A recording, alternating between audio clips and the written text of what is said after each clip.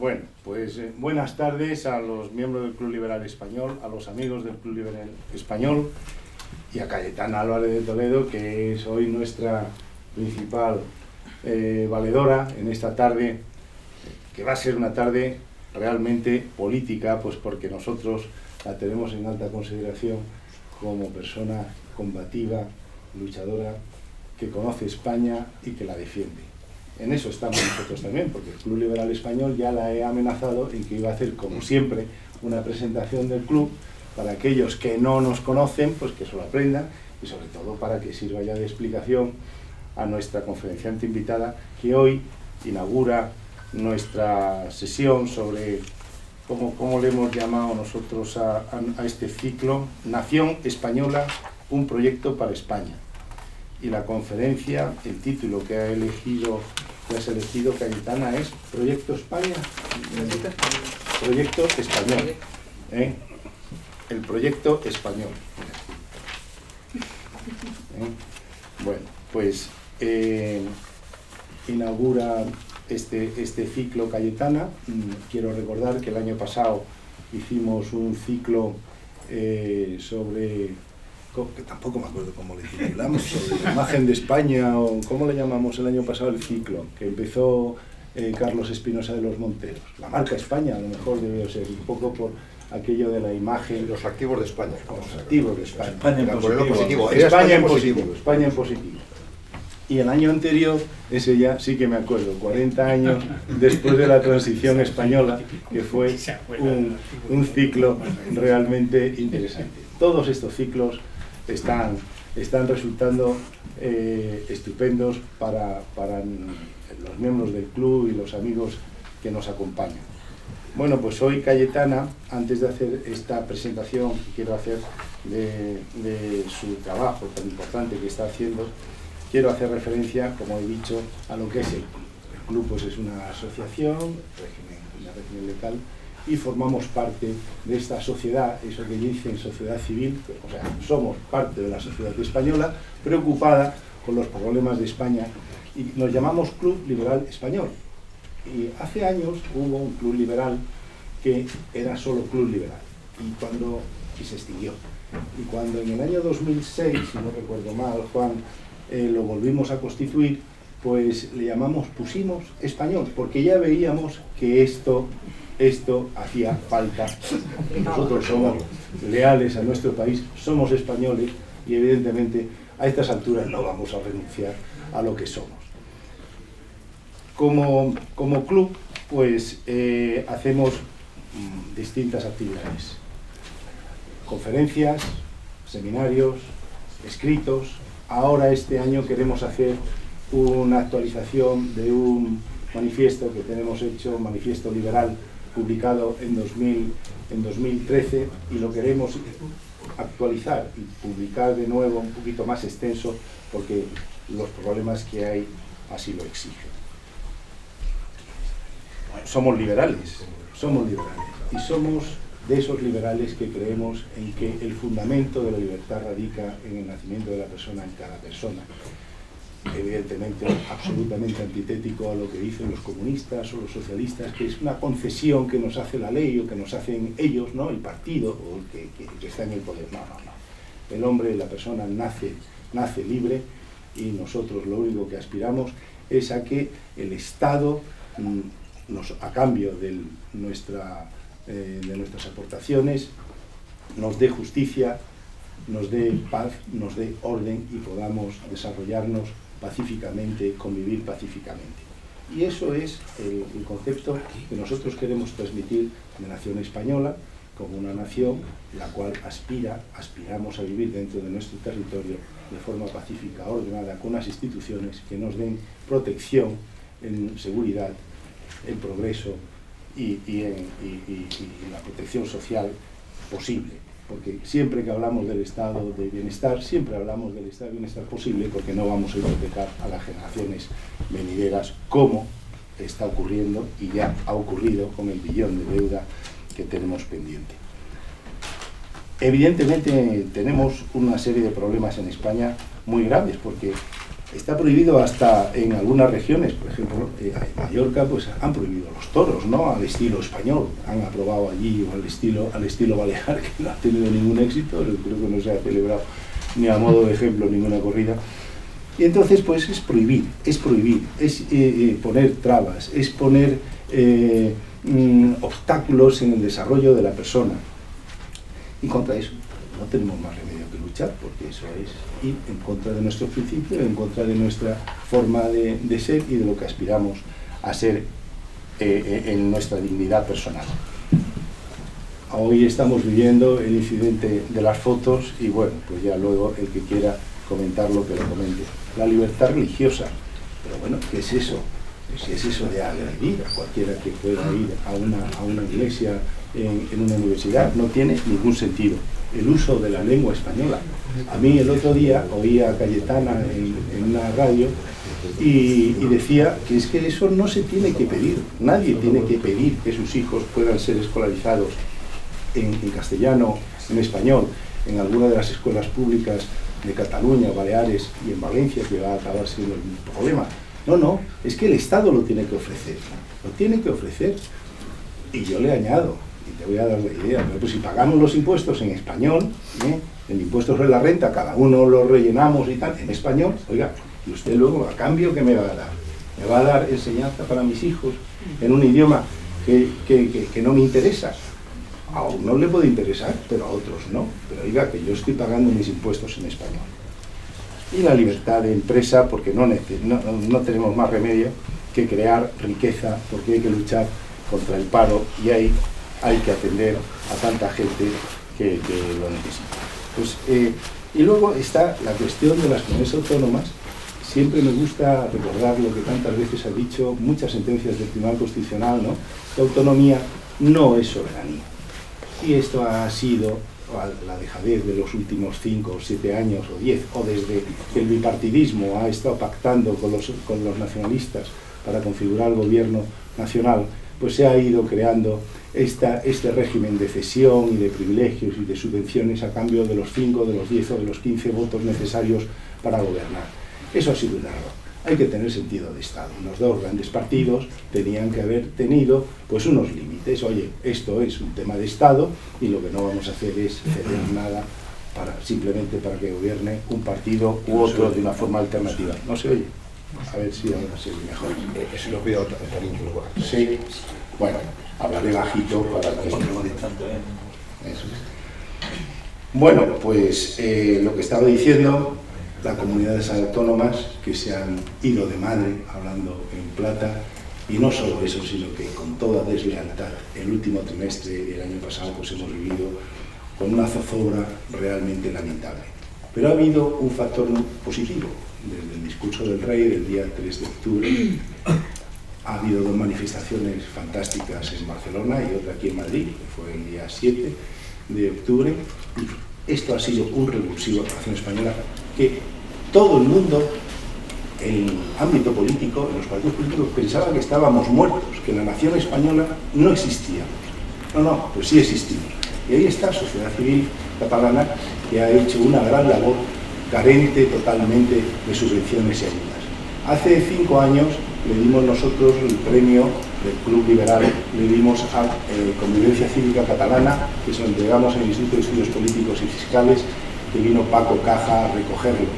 Y ya allí Paco nos contó el problema lingüístico que tienen para escolarizar a un niño en la escuela pública en Cataluña, porque es exclusivamente en catalán y en cualquier caso es decir no a cualquier sentencia que se haya publicado allí. Y no han conseguido ejecutar las sentencias. Y ese es el problema que tiene hoy en día el ministro de Educación. Bueno, pues dicho esto, yo creo que tenemos que oír a Cayetana. He dicho lo que quería, el tema de nuestras inquietudes, el tema de la necesidad de defensa de la libertad y que la justicia sea una justicia independiente.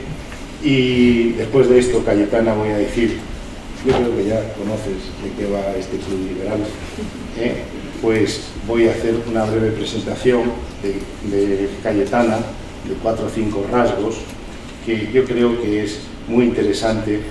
Me lo he leído en su currículum por ahí por internet ayer le pregunté, oye Cayetana, ¿qué quieres que resalte en esto y de tu currículum? Pero bueno, no me ha contestado. Entonces, voy a decir lo que yo creo que es muy interesante del currículum de Cayetana. Nació en Madrid, que tiene 3 nacionalidades. Si hay algo que ya no sea esté en vigor, me corrige. De nacionalidad, padre francés, madre argentina, nacida en España, tiene 3 nacionalidades. Pero dice una cosa muy bonita, dice, yo decidí ser española. Nosotros al final te vamos a dar un aplauso especial. Has estudiado en Oxford, historia, y hiciste el doctorado, una tesis, el obispo Juan de Palafox, virrey de Nueva España, dirigida por John Eliot. Esto algunos tenéis que contar porque esto es muy interesante. Ha sido secretaria general, jefa del gabinete del secretario general del Partido Popular, diputada por la Asamblea de Madrid, posteriormente diputada... La Asamblea no, por el Congreso. La Asamblea no. Ah, no, en la Asamblea no. Ah, por el Congreso de Diputados, bueno, también lo tenía, ¿eh? Congreso de Diputados. Y es patrona de FAES, y en Libres e Iguales pues eres fundadora, promotora, portavoz. Y no sé si, ahora contéstame, ¿he dejado algo importante? Conferenciante, periodista... He dejado lo más importante, sí. Me he dejado lo más importante. Bueno, que tiene 2 hijas. No, pues soy liberal. Bueno, pues muy bien. Pues muchas gracias, Cayetana, tienes la palabra y esperamos pasar un rato. Muchas gracias, Carlos. Como tengo una voz bastante grave y baja, supongo que no voy a molestar demasiado a los de la primera fila con esto, ¿no? Retumba un poco, pero bueno, es que sin esto no me vais a oír ahí. Pues nada, muchísimas gracias a todos, es un placer, es un honor. Cuando he dicho que soy liberal, con lo cual estoy en mi casa, intelectual, filosófica y afectiva, y muy contenta de estar aquí. Pues voy a empezar contando una anécdota o una vivencia reciente. El 31 de septiembre, hay 31, ¿no? ¿En septiembre? Bueno, la noche previa del 1 de octubre. No, 30 entonces. El 30 por la noche me fui con una amiga periodista a cubrir, digamos, a ver qué iba a pasar en San Julián de Ramis, que es un pequeño pueblo a 10 kilómetros de Gerona, que es el pueblo de Puigdemont. Queríamos ver cómo estaban preparando los dispositivos para la votación del presidente de la Generalitat y jefe de la organización criminal que estaba montando el golpe de Estado. Porque nos parecía muy importante ver cuál iba a ser, primero cómo estaban organizando los malos y luego cómo iba a reaccionar el Estado, para ver si había alguna previsión o preparativo. Y llegamos de noche a las afueras de San Julián, pueblo más bien feo, un polideportivo oscuro, algunas lucecitas. Lo primero que nos encontramos es un soez insulto a España en una pared lateral, que no voy a repetir por educación, unos grandes carteles de sí, vote sí, con colorines, y pues nos metimos dentro del polideportivo y se estaba organizando todo el dispositivo, ¿no?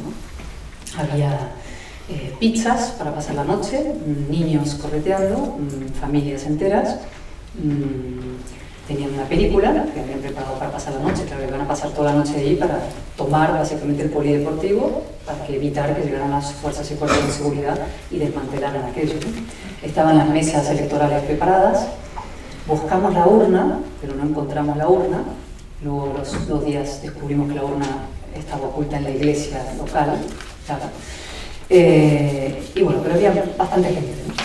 Dimos la vuelta, nos fuimos fuera y ahí nos encontramos con el comité revolucionario que estaba organizando el dispositivo. Nos empotramos un poco escondidos, aunque digamos que yo soy bastante reconocible, no solo por mi acento, que me mantuve más o menos callada, sino digamos que no pegaba dentro del look Ana Gabriel del entorno, ¿no? Chirreaba ligeramente, bueno. Había miradas paranoicas, desafiantes. Se empezaron a dar cuenta que nosotras éramos no locales y bueno, nos interpelaron, nos preguntaron si éramos del CNI que no éramos del CNI y esperábamos que hubiera alguien del CNI por ahí, pero que no lo éramos. Y si éramos periodistas, se puso fea la cosa, típico, ¿no? Un poco agresivos, estaban muy nerviosos. Le dijimos que si estaban nerviosos era porque estaban cometiendo un delito. Bueno, la conversación acabó regular.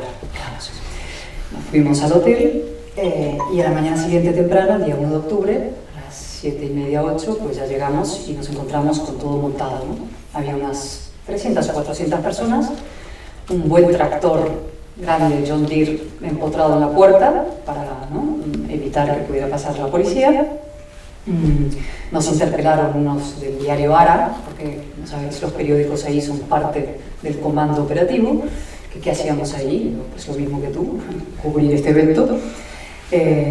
Nos encontramos con un par de mozos de escuadra que estaban literalmente escondidos debajo de una tapia, detrás de una tapia, muertos de pánico. Nos acercamos a preguntarles si tenían intenciones de desmontar el operativo que había ahí y nos dijeron que esperaban instrucciones. Insistimos, nos dijeron que esperaban instrucciones, es decir, que las instrucciones no iban a llegar jamás, y llegaron, ¿no? Y yo, mientras miraba todo esto, veía niñitos, padres con sus niños a hombros, puestos en fila en la puerta del polideportivo, niños muy pequeños, niños de 1 año, 2 años, no cualquier cosa.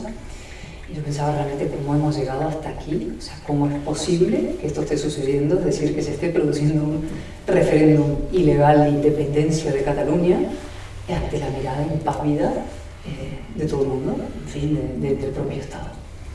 Y en eso, de pronto, un vendaval. Desde detrás del polideportivo aparecen unos 50 guardias civiles vestidos de negro, son estos, ¿cómo se llaman? Los guardias civiles, todo de negro, con chaleco, casco, todo espectacular, ¿no? ¡Bum! Entraron, tomaron el polideportivo literalmente en 4 minutos, cogieron delicadamente a los niñitos de los hombros de sus papás, los protegieron, los quitaron del medio, de una manera delicada, formaron como un abanico en la puerta, el tractor no lo pudieron quitar, ahí estaba, pero ellos tomaron el polideportivo, a los que zarandearon y se les tiraron encima, los retiraron con la proporcionada cantidad, digamos, de violencia necesaria.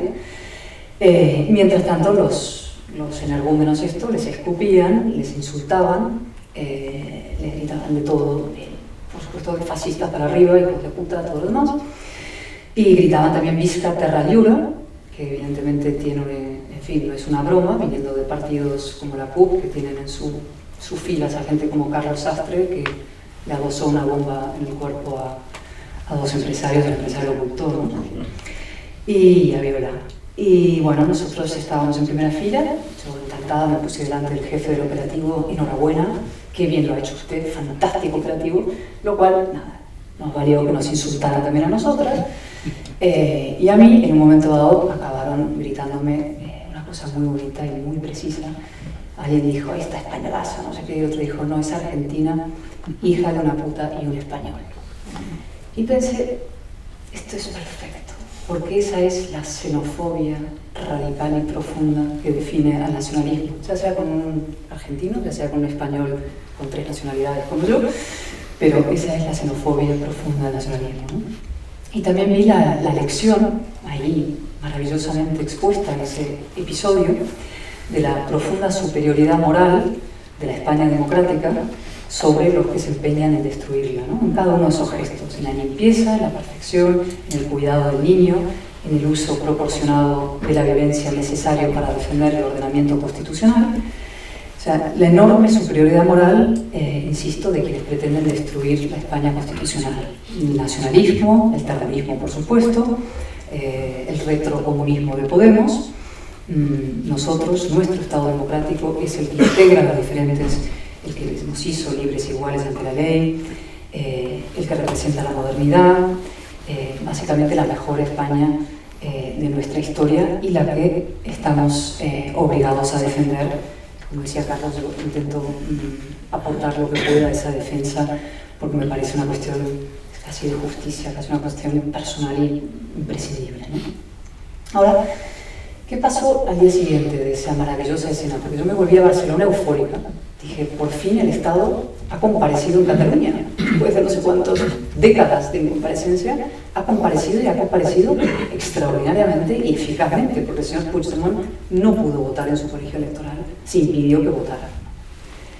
Y llegué a Madrid por la noche, el lunes ya, o el domingo por la noche, y me encuentro con un Madrid digo en un sentido institucional, político, de élites madrileñas, mediático también, en estado de profunda depresión. O sea, la gente había entrado en el espíritu del 98, la depresión profunda, todo el mundo, oh, somos represores, oh, el New York Times nos ha llamado autoritarios, oh, le hemos roto unos dedos a una pobre señora, ¿no? Que resultó, como sabéis, falso, porque hubieran roto los dedos, y aunque se los hubiésemos roto, hubo un herido en un ojo, un herido grave, en una operación enormemente compleja y muy posmoderna, de alguna manera, de gran violencia contra el Estado, porque es lanzar nada menos que a 2 millones de personas a votar en un referéndum ilegal, es decir, digamos, un ejercicio de violencia contra el Estado democrático y muy difícil de gestionar, ¿no? Había las viejecitas estas que aparecían en la televisión zarandeadas, ¿no? O sea, eso no es culpa nuestra que esa señora salga zarandeada, es culpa de quienes la mandan a participar en una votación de esas características. Pero esa depresión que se apoderó de todo el institucional es el reflejo perfecto de la dinámica que ha marcado estos 40 años, ¿no? Y esa es la gran paradoja española, que es que el reaccionario nacionalismo antiespañol siempre ha sido mimado por las élites del conjunto de España e incluso por la ciudadanía, pero sobre todo por sus élites, como si fuera moderado y moderno también. Y en cambio la modernísima y moderada nación española ha sido despreciada como represiva y reaccionaria, ¿no? Y esa culpa, eso insisto yo mucho en este asunto, no es de los malos, entre comillas, o ni siquiera entre comillas, sino yo creo que esa es culpa nuestra, ¿no? Es que hemos hecho nosotros mal.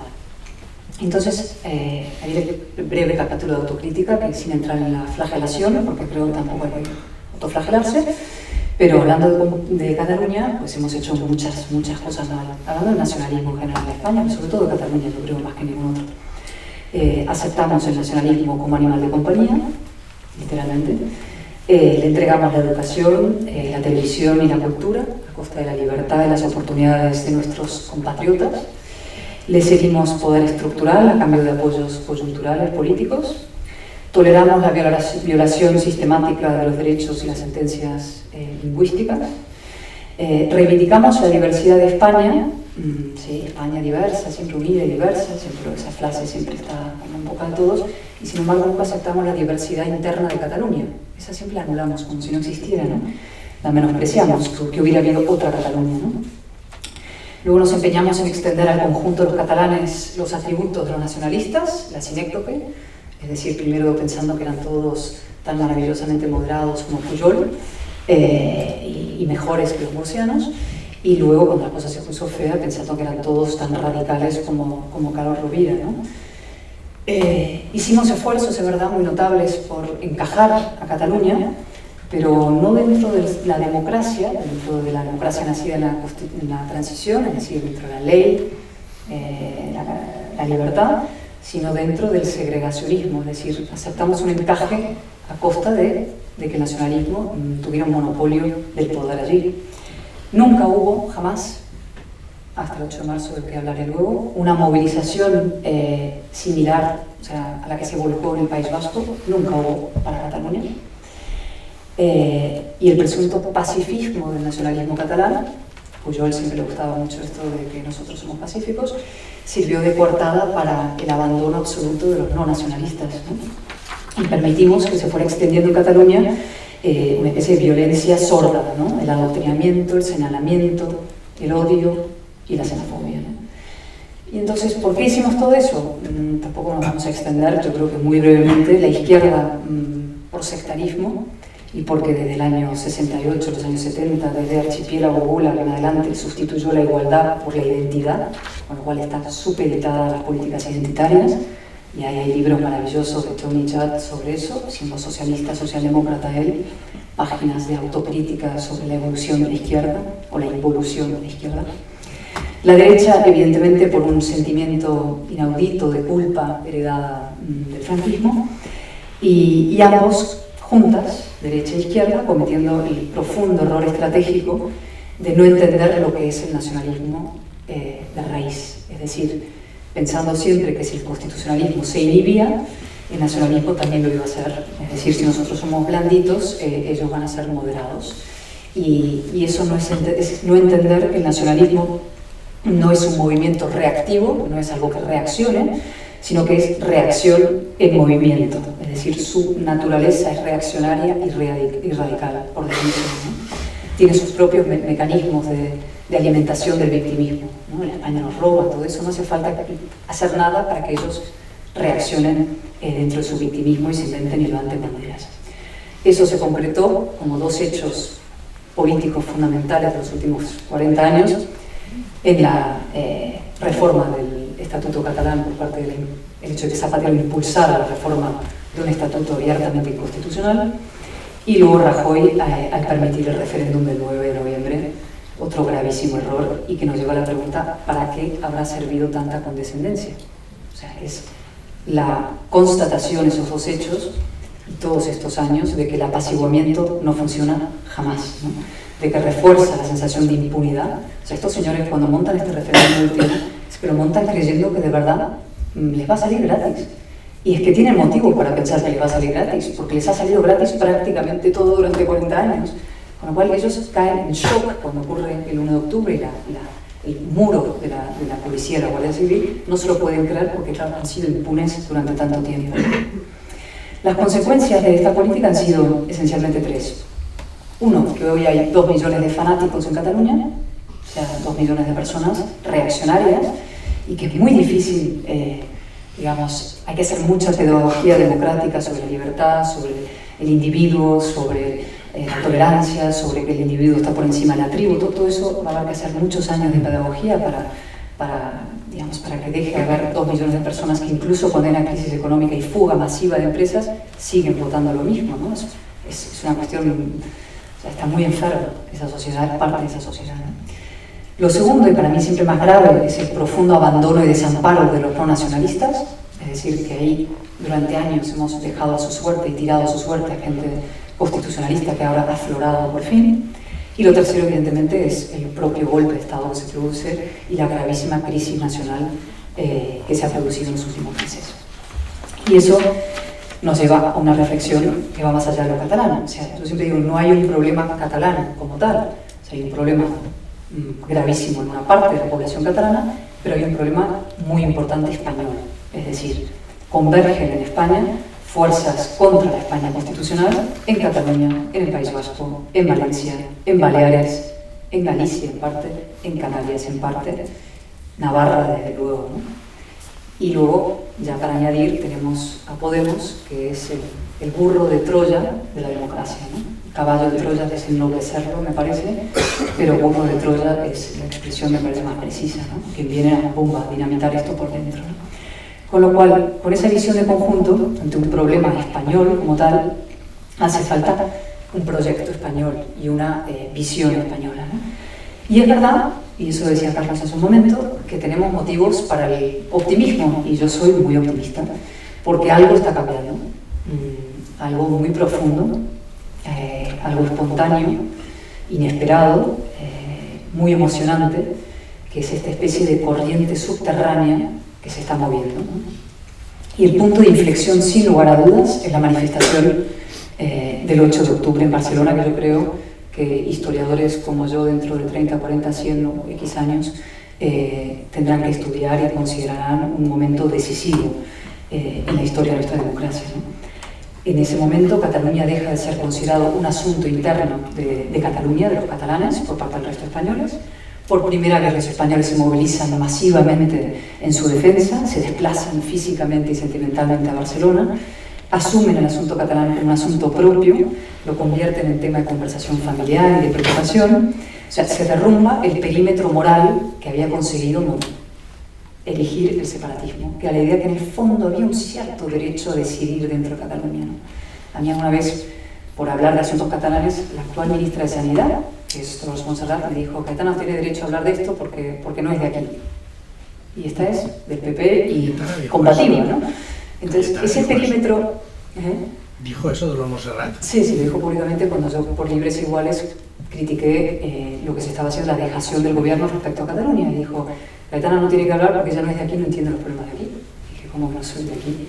O sea, yo soy española, y como española, y aunque fuera francesa o china, pero siendo española, desde luego que tengo toda la legitimidad y la autoridad moral para discutir sobre asuntos españoles, que son los que nos competen, ¿no?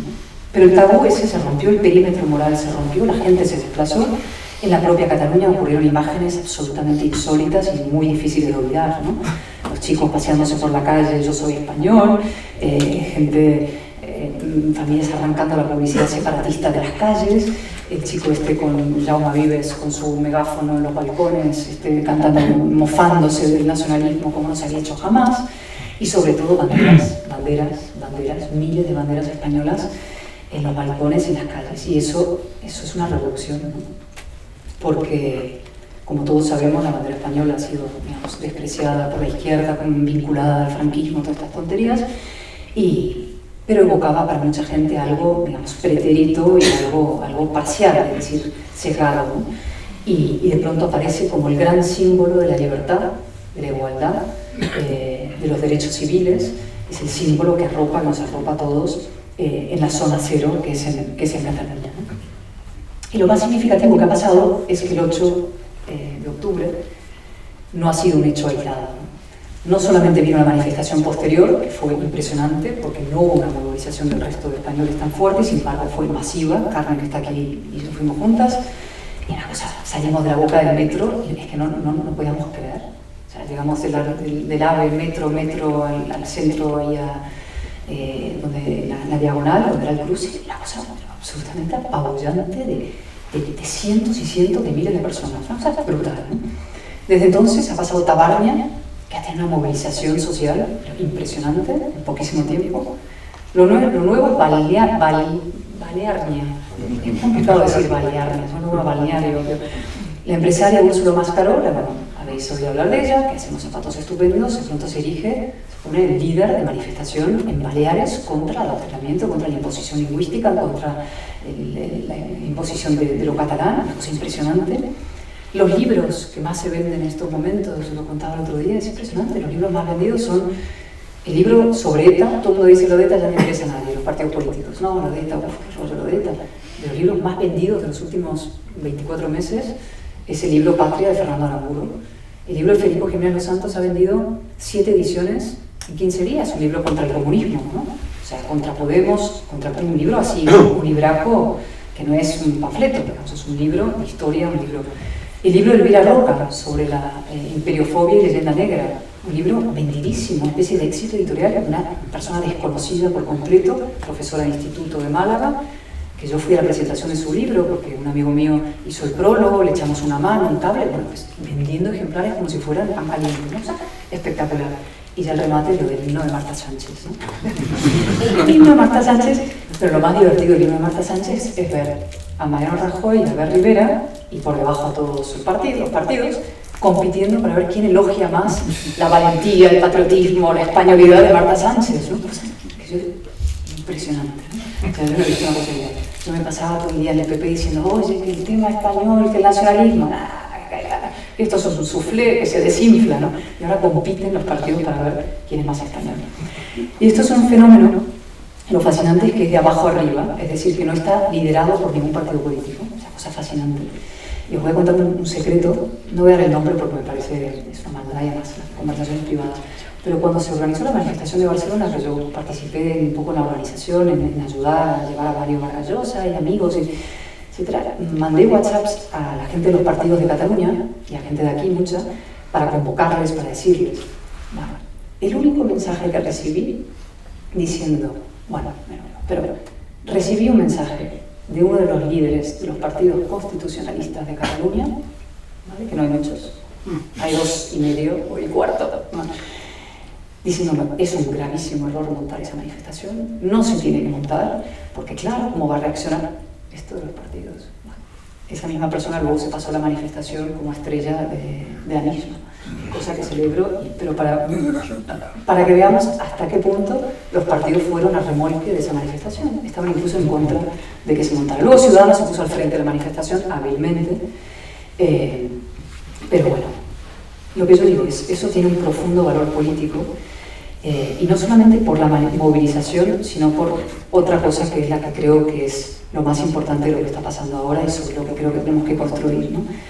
Que es, se ha desmontado, o se está desmontando en parte, una de las mentiras centrales o de los pilares más nocivos de lo postmoderno, de llamarlo por alguna idea, de alguna forma, que es la idea de que los ciudadanos no tienen responsabilidad. Es decir, los ciudadanos son irresponsables. Todo es la política, todo es el Estado, que te arreglen las cosas, los partidos políticos, eso, ¿no? Los políticos han contribuido a eso, tratando a los ciudadanos como menores de edad, porque les viene bien que sean menores de edad, mimados, sobreprotegidos, nunca tienen la culpa de nada, el ciudadano, ¿no? Para eso ellos hacer de papás, porque los niños son menores de edad, entonces se necesitan papás como los partidos políticos, ¿no? Pero los ciudadanos tienen la responsabilidad, y grave, y la han tenido desde luego en estas décadas, ¿no? O sea, la estafa nacionalista en Cataluña nunca hubiera sido posible sin la participación activa de empresarios, periodistas, profesores, actores, educadores, etcétera, es decir, de ciudadanos dispuestos a ser estafados en parte, dispuestos a colaborar en todo esto, y desde luego la crisis nacional española no hubiera sido posible sin una sociedad aletargada, en parte, unas élites con mentalidad funcionarial, que siempre creyeron que la democracia era, digamos, como una oposición, que la ganas y pues ya te sientas en el despacho a dejar que las cosas pasen, ¿no? O sea, ese famoso, en cuántas reuniones hemos estado que te dicen hay que hacer cosas, ¿y tú qué vas a hacer? ¿No? ¿Y tú qué? ¿No? Hay que los políticos deben, ¿no? Y esa idea de fondo es que la libertad en el fondo es gratis, la democracia es gratis, no tienen un coste, y eso es falso, y se ha demostrado falso, ¿no? Tienen un coste, la libertad tiene un coste, la democracia tiene un coste, hay que defenderlas, tiene un coste económico, tiene un coste personal, ha costado la vida a muchas personas en España, pero ese coste compensa, es decir, ese enorme coste personal, incluso la muerte de nuestros héroes y mártires, compensa si es en defensa para defender un ordenamiento de libertad, un régimen de derechos y libertades como el que tenemos, ¿no? Y eso significa una cosa, que es la asunción de responsabilidad, ¿no? Que yo algunas veces he escrito esto de ser demócratas militantes o militantes de la democracia, ¿no? No tenemos una constitución de democracia militante, no somos un Estado demócrata militante como tal, pero sí deberíamos tener una actitud. Y con esto vemos ya un poco la segunda parte, no, tampoco me quiero extender mucho, pero esto de... Me pidió Carlos un título, ¿no? Bueno, el título de vuestro curso es el tema del proyecto para España, y yo pensé en lo del el proyecto español, ¿no? Y no porque España esté por construir, lógicamente, es decir, que hay que construir un proyecto español de España. España existe hace mucho tiempo, hace siglos, ¿no? Pero es verdad que hay desde hace décadas, y desde luego en los últimos años, una cantidad de proyectos anti-españoles en marcha y convergentes, ¿no? contra nuestro sistema de transición, ¿no? Muchos proyectos anti-españoles y sin embargo ningún proyecto español, o sea, ningún proyecto de defensa claro de lo español y de España, ¿no? Y creo que hay millones de españoles que ahora lo reclaman, que no son nostálgicos, que tampoco son adanistas, es decir, que tampoco quieren romperlo todo y empezar de cero, pero sí quieren defender lo conseguido en el 78, corregir los errores cometidos, que los ha habido a lo largo de estos años, y seguir avanzando, ¿no? Entonces, yo quiero dar unas ideas básicas sobre ese proyecto, para que luego podamos también hablar de eso, ¿no? Y una advertencia previa, que es lo más así un poco sencillo, ¿no? Existe una tentación fácil, que es contraponer a los proyectos identitarios otro proyecto identitario. Y eso ocurre en otros países, en las últimas décadas ha ocurrido, en los últimos años, en el Reino Unido, en Estados Unidos, en Alemania, en Francia, ¿no? Y yo francamente no creo que ese sea el camino, ¿no? Es un atajo fácil, yo contrapongo mis sentimientos a los tuyos, pero yo creo que no es el camino, no es la solución, ¿vale? Yo veo realmente dos opciones aquí. Una suma, digamos, o más bien resta de tribus identitarias pobladas por párvulos victimistas, irresponsables y al final sumisos, que es en el fondo la visión de la centrifugación y en el fondo la visión polémica también, o una España de ciudadanos libres, iguales, responsables y adultos, es decir, por un lado una ex España identitarista y una España cívica, fuerte y cívica, ¿no? Y el patriotismo, los símbolos comunes, la bandera, el himno, todo eso tienen que ser reflejo de la idea fundacional del 78, que es la de España como garante de derechos civiles y profundamente de la libertad, ¿no?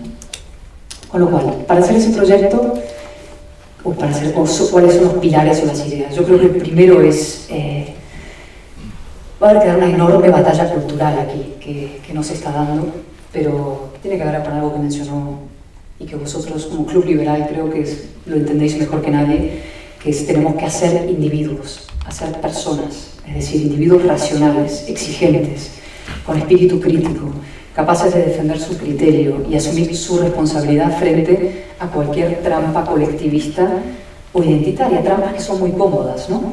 Está desde luego la trampa del nacimiento, el nacionalismo, la trampa de la clase, ¿no? El Podemos, el comunismo, que te meten en una clase, y también la trampa de género, que es nueva, que es la que está muy de moda ahora y es de una virulencia tremenda, que es el feminismo radical, ¿no?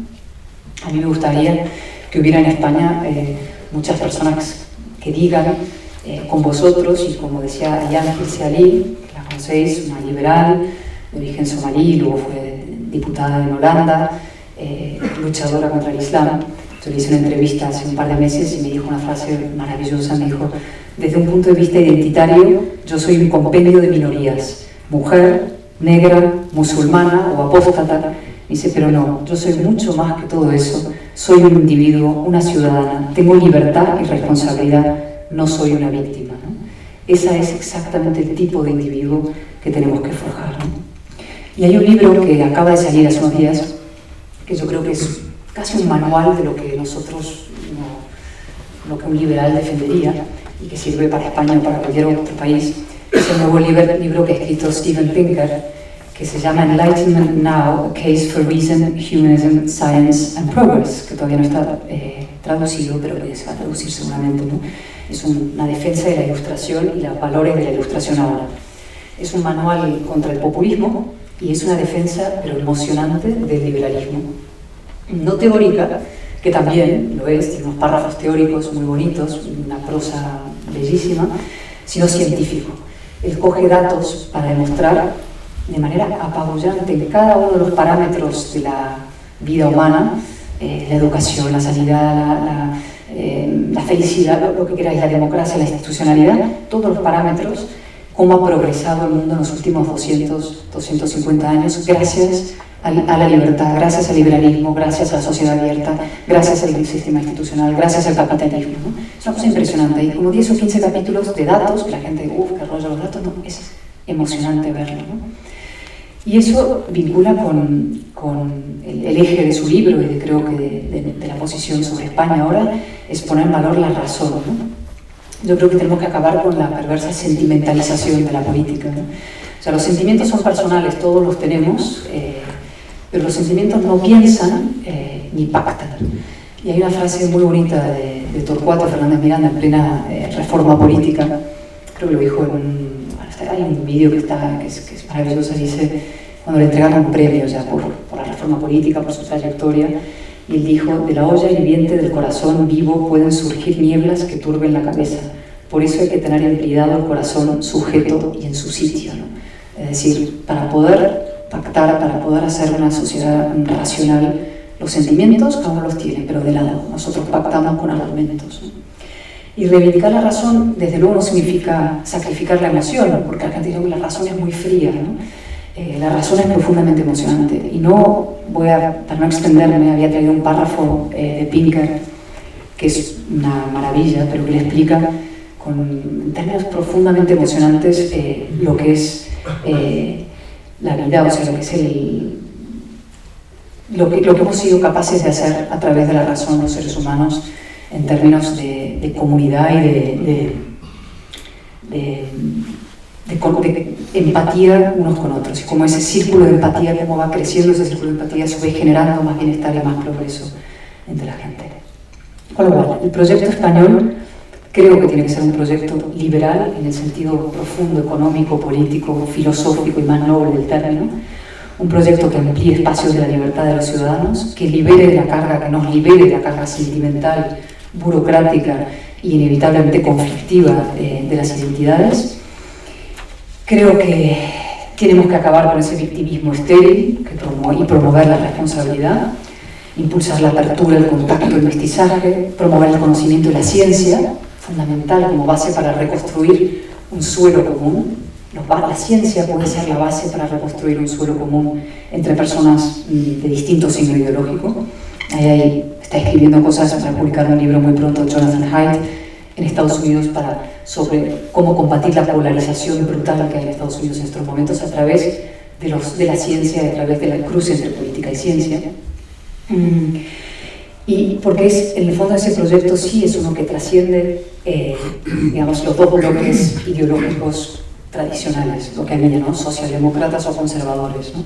Hay en estos momentos un nuevo eje en Estados Unidos, en Francia, en muchos otros sitios y desde luego en mi opinión en España, que es ilustrados frente a reaccionarios. Creo que fue David Brooks, el columnista del New York Times, que dijo los upwing y los downwing, es decir, los que trabajan por el progreso, la libertad, la ilustración y sus valores, y los que van downwing, los que van hacia abajo, los reaccionarios, ¿no? Donde hay gente de izquierdas y derechas, pero que son los reaccionarios, ¿no? Y ese debate nos conecta una vez más. España no es peor, España no es diferente, nos conecta con el gran debate de nuestro tiempo y la modernidad. Y ahora, por concretar, porque todo esto es como muy arriba, en lo español concreto, lo de ahora, ¿no? Primero, claramente reafirmación del Estado democrático. O sea, esto de que la ley no se aplique en España o se aplique cuando nos da la gana o a veces es una cosa insólita e inaceptable, ¿no? Como decía antes, la impunidad del nacionalismo, el sentimiento de impunidad que tiene el nacionalismo tiene una base lógica, es que han sido impunes durante 40 años, ¿no? Por fin se empieza a aplicar, ¿no? El 1 de octubre y ahora la cárcel, el maravilloso valor pedagógico de la cárcel. Esto lo dije un día en Twitter y bueno, todavía oigo los insultos que me llegan del valor pedagógico de la cárcel, pero yo digo, es que miren los ejemplos, o sea, Carmen Forcadell, que pasó de ser la, ¿no?, lady proceso a acatar la Constitución, decir que 155, pero porque vio los barrotes, o sea, vio en la distancia los barrotes de la cárcel. Para eso está la cárcel, ¿no? Para la disuasión, la reinserción posterior y disuasión. Torrent del Parlamento, el nuevo presidente, ¿no? ¿Por qué no ha tramitado la investidura telemática de Puigdemont? Es evidente, porque en el fondo hay una amenaza del Estado de la cárcel. Y algo más, no sé si habéis leído sus declaraciones, o sea, hay que tener mucha caradura, ¿no?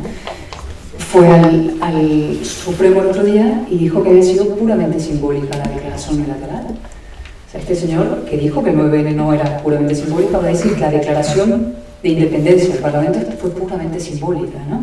Ayer dijo otra cosa extraordinaria, se fue a Racuno y dijo que exagerar la declaración unilateral de independencia pudo ser un engaño, efectivamente.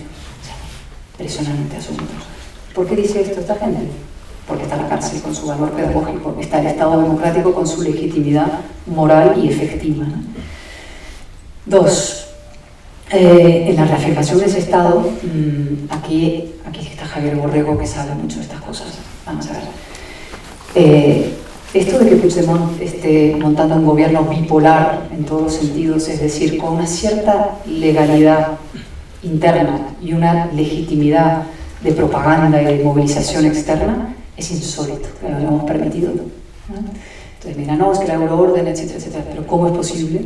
Yo mismo digo con Ana Gabriel, la anticapitalista que vive en Suiza ahora, ¿cómo es posible que permitamos, hayamos permitido eso? O sea, el gobierno del Estado español tendría que haber montado un colosal lío diplomático en el seno de las instituciones europeas, haber hecho valer su peso, lo que fuera. O sea, no es tolerable que Bélgica y Suiza nos den a nosotros lecciones y permitan que un golpista, porque no es un ladrón de poca monta, un delincuente cuello blanco, una persona que agrede la democracia de un Estado miembro se pasee impunemente por Bruselas montando su tenderete de campaña para vivir ahí, ¿no?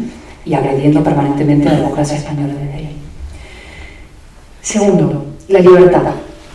La libertad es decir, en primer lugar, aquí está Carmen Adón que es abogada de la UET, amiga mía, y hemos hablado mucho de eso, y hace poco yo escribí una cosa gracias a una idea que me dio Carmen. Cuando hablamos de libertad no podemos dejar de hablar lo primero de eso, ¿no? De las víctimas de ETA, de la memoria, el derecho a la memoria, ¿no? Eso es algo insólito también, que exista un derecho al olvido de los terroristas y no exista un derecho a la memoria de las víctimas. Es decir, que no preservemos la memoria y que no haya mecanismos articulados para preservar la memoria. Segundo, la lengua. Lo dijo ahora, lo contó Carlos. Esto es un debate viejísimo. Cogemos los primeros, o sea, el libro de Federico Jiménez Los Santos, lo que queda de España, que hablaba de este tema en el año 79. La famosa manifiesto 2300 es del año 81. O sea, el tema de la lengua y del no respeto a los derechos de los españoles a ser escolarizados en español, los hispanoparlantes que quieran hacer en su lengua vehicular, lleva 40 años, ¿no? En marcha. ¿Y ahora qué está pasando? Pues lo vemos en Baleares también con la sanidad. Y la última noticia de ayer en Valencia también, que en Castellón, creo, pueblos pedían valencianizar los apellidos, ¿no? O sea, eso no solamente es una inmoralidad, todo eso, el atropello de los derechos, es una tara antidemocrática. O sea, estamos sacrificando la educación de los niños, la sanidad de los ancianos, en el altar de la identidad de cada uno de estos grupos nacionalistas, ¿no? Y el fin de esa discriminación en todo el territorio español creo que es uno de los objetivos prioritarios y fundamentales de cualquier partido político, incluso de obligación nuestra movilizarnos para eso. ¿Cuál es el problema?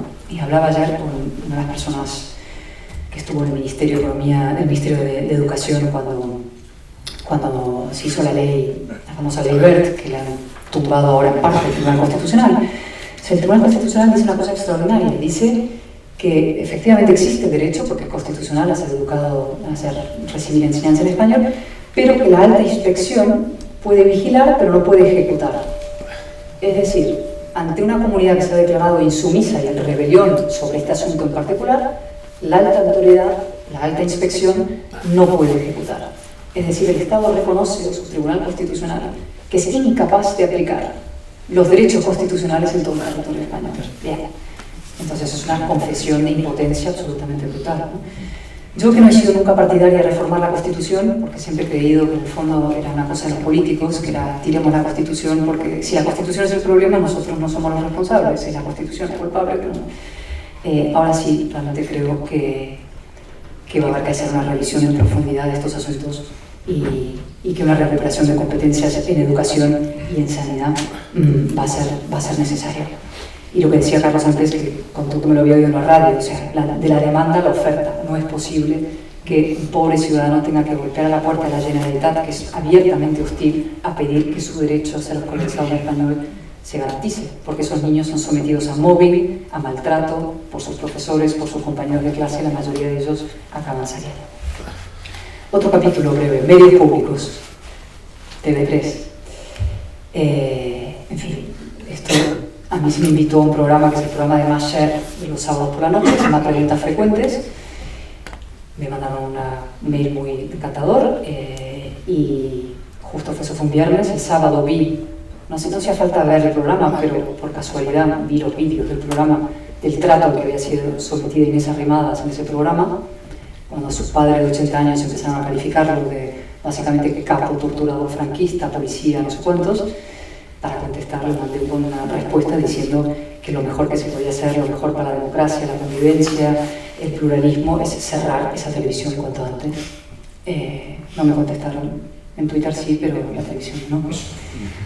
Y el gobierno, desde luego, no solo no la ha cerrado, tampoco ha introducido mínimos criterios de equilibrio dentro de esa televisión, cosa que es insólita, porque eso es una máquina de destrucción de la discrepancia, una máquina de destrucción del pluralismo, que está en marcha impunemente, ¿no? Es el gran órgano del separatismo. Y eso de TV3 me lleva a otra reflexión vinculado con el liberalismo como antídoto a todo este asunto. Es un ejemplo, ¿no? Esta hiperpolitización, hiperinvasión de la vida de los espacios privados, de los medios públicos, las ANCs forradas a subvenciones, o sea, todos los tinglados nacionalistas y toda la propia centrifugación autonómica podría corregirse con mucho más liberalismo, con mucho menos administración, con mucho menos burocracia, con mucho menos tinglado político en las administraciones. Es decir, una respuesta liberal sería la manera, además, de resolver el problema nacionalista y el problema autonómico.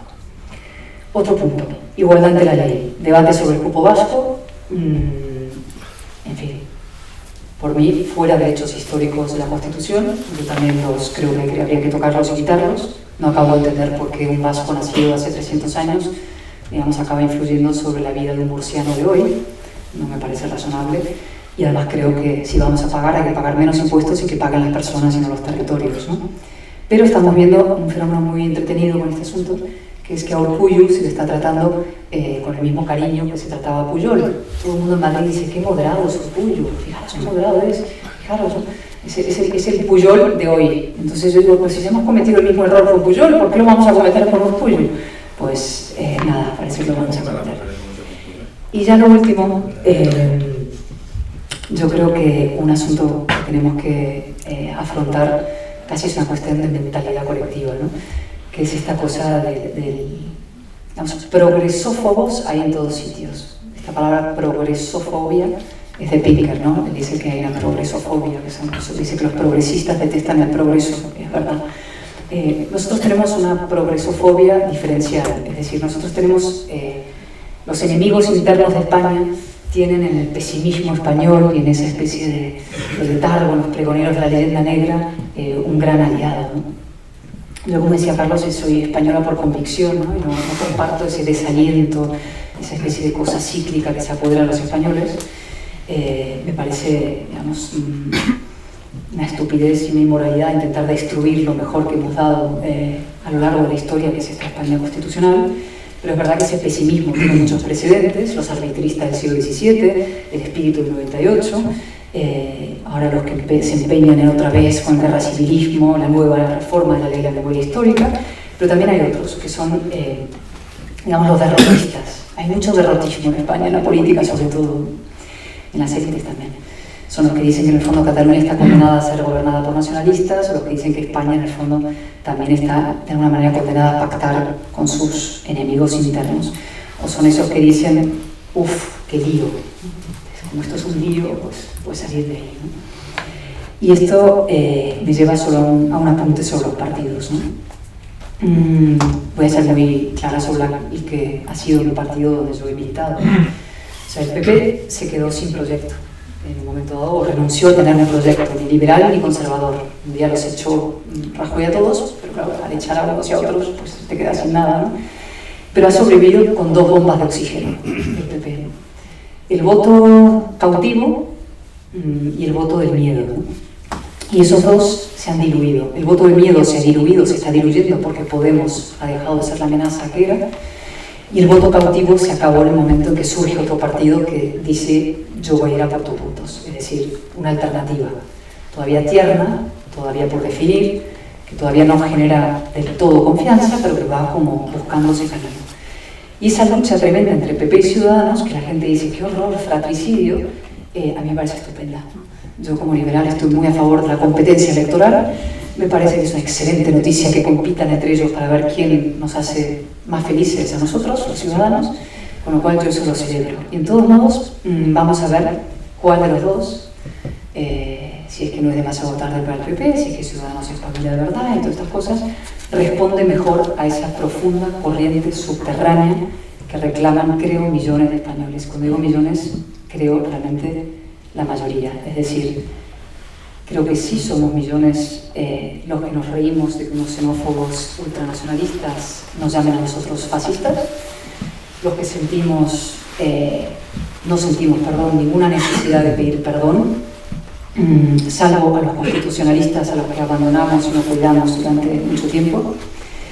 Millones, creo, los que reclamamos con fuerza seguir siendo y cada vez más ciudadanos libres e iguales ante la ley.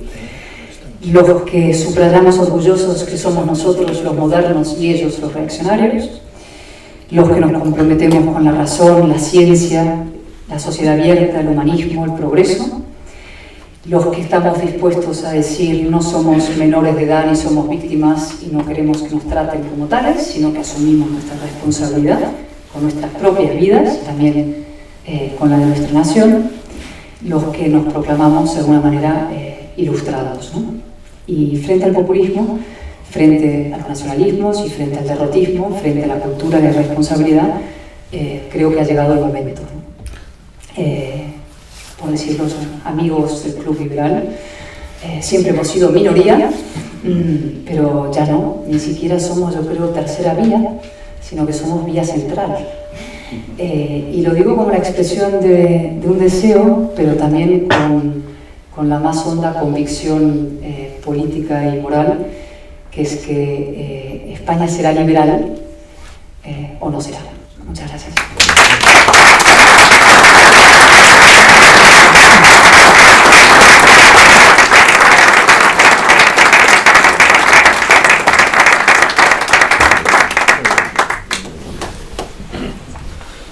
Bueno, Cayetana, entretenidísimo, ilustradísimo, y nos vamos a poner en marcha esa vía central liberal. No tenemos más remedio que consolidarla y nosotros vamos a estar ahí. Vamos a iniciar un turno de preguntas. ¿Quién quiere? Juan Iranzo, por favor. Muchas gracias. Yo quiero agradecer muy sinceramente a Cayetana que haya estado hoy con nosotros, no que nos haya ilustrado tan magníficamente, porque era previsible si ella venía aquí. Por tanto, es un aire importante que lo que hace es consolidar nuestras ideas y nuestros principios respecto a que el liberalismo es la vía de la modernidad, del progreso y sobre todo de la defensa del individuo y de la libertad. Pero también es verdad, y ahí sí que discrepo ligeramente, que en este momento seamos una alternativa en España y en el mundo, porque estamos viviendo justamente el proceso contrario, probablemente generado por la crisis, pero también es verdad que por eso tenemos que trabajar más y luchar más por esos principios. Y uno de ellos, como tú muy bien has dicho, es la racionalidad, y yo no termino de racionalizar y buscar justificación al proceso independentista. Yo entiendo perfectamente, y lo has dicho muy bien, que la extrema izquierda se convierta al independentismo. ¿Por qué? Porque todos sabemos que el independentismo iba a generar la ruina de Cataluña. Y cuanto peor, mejor. Es decir, iba a permitir que saltase el modelo. El objetivo no era el independentismo, una Cataluña independiente, sino hacer saltar al modelo capitalista. Por tanto, entiendo perfectamente esa postura. Es muy racional. No puedo estar más en contra de ella, pero la entiendo. En segundo lugar, entiendo perfectamente que los partidos catalanes de centro-derecha, incluso centro-izquierda, la burguesía en general, fuera nacionalista, porque precisamente era muy atractivo. Esa reivindicación permanente, ese chantaje permanente, obtenía respuesta. Lo peor es responder al chantaje. Y hemos respondido tradicionalmente, por lo tanto lo entiendo perfectamente. Pero en cambio, ya no entiendo los últimos pasos de estos partidos, empezando por Convergencia, esa transformación. La primera de ellas se produce con el Estatuto de Autonomía. Precisamente organizasteis en FAES, en el Meliá, un gran acto, 1000 y pico personas, en el que cada uno tuvimos que tocar algunos artículos del Estatuto. Y a mí me tocó el intervencionismo. Entonces es sorprendente porque hasta el tiempo libre está regulado y es responsabilidad de la Generalitat. Pero básicamente lo que está regulado o limitado es la libre empresa, la libre actividad del empresario, etc. Por tanto, ya me costó muchísimo en ese momento entender cómo muchísimos empresarios, cómo la burguesía estaba yendo por esa línea, porque eso ya sí que era irracional. Pero lo que es completamente irracional, que yo no todavía no termino de entender, es cómo es posible que se vuelvan independentistas y que además se echen en brazos de la extrema izquierda, porque eso ya sí que es un suicidio colectivo, y un suicidio colectivo es una irracionalidad. Entonces yo no termino de ver ese paso. Y luego estoy completamente de acuerdo contigo en todo el cambio que se ha producido en los últimos meses, esa respuesta nacional, pero nuevamente por deformación profesional, ¿qué peso tiene la salida de las empresas? Porque precisamente el hecho de que la primera saliera la más carismática, que es la Caixa, con todo lo que ello representa, porque era la gran institución económica de la zona, que saliera y después 3.000 cambiaran su sede social y 1.000 su sede fiscal, bueno, pues probablemente eso también ha tenido algo que ver y ha hecho reflexionar a la gente. Pero insisto, hay una serie de procesos en los que se ha metido la clase media, sobre todo en la empresarial, que me cuesta muchísimo entender. Sí, no, es que los temas identitarios son muy peligrosos porque son irracionales. Y en el siglo XX nos matamos mucho los europeos por estas cuestiones. Y no hay nada más irracional que ir a matarse por cuestiones identitarias, pero no lo hicimos. Con lo cual eso es cuando la famosa frase que llaman el nacionalismo en la guerra tiene su profundo, en fin, significa algo muy concreto. O sea, la gente acaba matándose, vecinos acaban matándose por estas cuestiones, con lo cual los criterios racionales no operan ahí, ¿no? O sea, la gente se pregunta, ¿cómo es posible que 2 millones de personas votaran separatista y le dieran la victoria al Pirel Este, después de haber visto, no digo ya la movilización del constitucionalismo, sino efectivamente que 2.000, 3.000 empresas se fueran, incluida la Caixa, como tú dices, que es simbólico, Planeta, el otro, Sabadell, o sea, todo lo que era prácticamente. ¿Cómo es posible que esa gente fuera y votara lo mismo? Cuando les decían, la ruina económica va a ser brutal, porque hay una fuerza superior a la razón, que es la víscera y que es lo identitario. Entonces, eso, y de ahí el enorme error, en mi opinión, de haber convocado elecciones tan pronto. Porque eso no lo vas a curar, entre comillas, si es una patología, que lo es, porque es, digamos, el ser humano, los liberales creemos, o sea, venimos de fábrica regular y hacemos un esfuerzo racional para ordenarnos y creamos instituciones para no matarnos unos a otros y para convivir pacíficamente, pero si dejas suelto lo que hay por ahí, pasa lo que pasa, ¿no? Y entonces hacía falta mucho tiempo.